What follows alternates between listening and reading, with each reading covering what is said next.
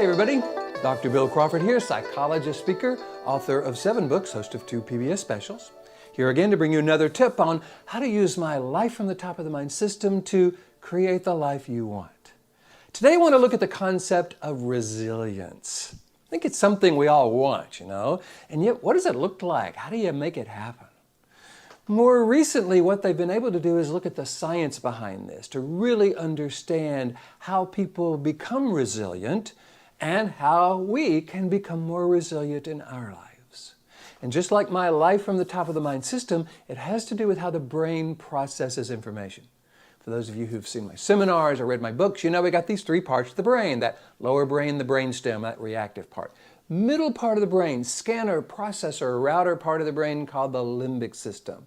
Upper 80% of the brain, the neocortex, what I call the top of the mind, where we have access to our interpersonal skills, problem-solving skills, and our resilience. So what they have learned is that when people can build resilience by very purposely reacting to everyday challenges or stressors in a very purposeful way, what that does is actually changes how the brain works, is how the brain is wired.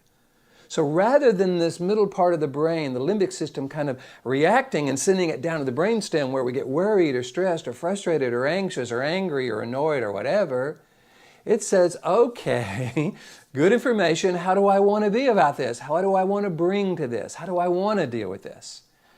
For me, there are 4 what I call Neocortex questions or criterias. I call them the 4 criteria that I think can help us with this question. Number 1, am I reacting to this situation on purpose? Have I decided to do this, or did I just find myself feeling this way? Number 2, how's it working for me? Is it helping me create the life I want? Is it effective? Number 3, is this how I want to be defined? Do I want to define myself as someone who reacts to certain people or situations in this way? And number 4, would I teach and or recommend this reaction to someone I love?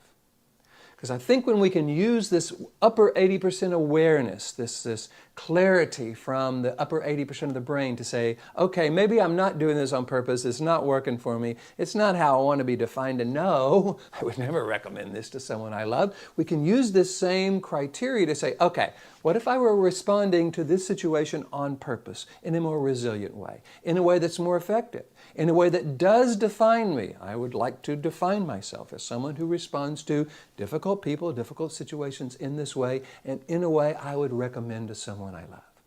Once we have this clarity, remember we're talking about clarity, confidence, creativity. Once we have this clarity, we can begin to use life versus life using us.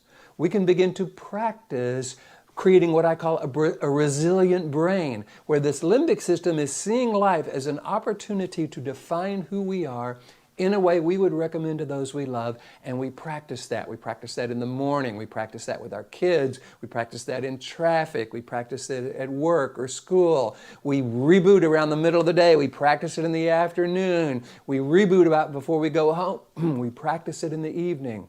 Anything we practice, we'll get good at. The problem is we've just been practicing things that we really don't want to be good at, i.e. this old reactive way. So, the way to build resilience, the way to understand the science behind resilience is to understand we want to create this resilient brain. And what studies have shown is that when we practice this in small areas, traffic and certain different types of people, we build this resilience. It's kind of like a muscle.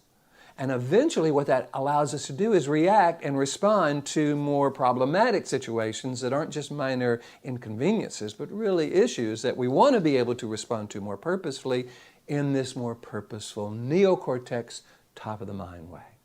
Matter of fact, there is a wonderful magazine that has come out recently by Time, kind of a special edition, called The Science of Happiness. And in here, they go into the importance of resilience. They talk about mindfulness as a way of building resilience, because mindfulness, frankly, is just purposefulness. They talk about a certain guiding set of beliefs as a way of building resilience and giving meaning to life in this very purposeful way.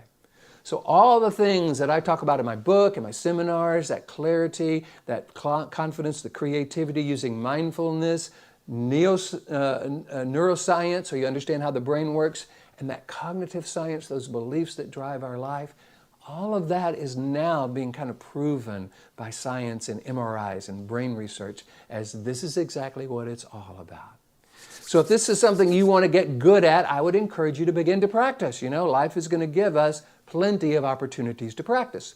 And if you want me to help you, either with your organization or you as an individual, all you got to do is go to my website, billcrawfordphd.com, hit the contact button, let me know what you're interested in, or you could get the book, Life from the Top of the Mind. It is a manual for how to build resilience in your life and how to train your brain to actually deal with life in a way that you would recommend to someone you love.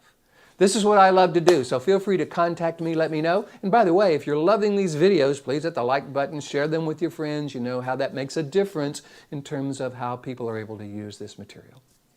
And in the meantime, here's to you bringing more clarity about what's important to you, how you would define yourself in a way that you would teach to someone you love. More clarity about what part of the brain you're coming from.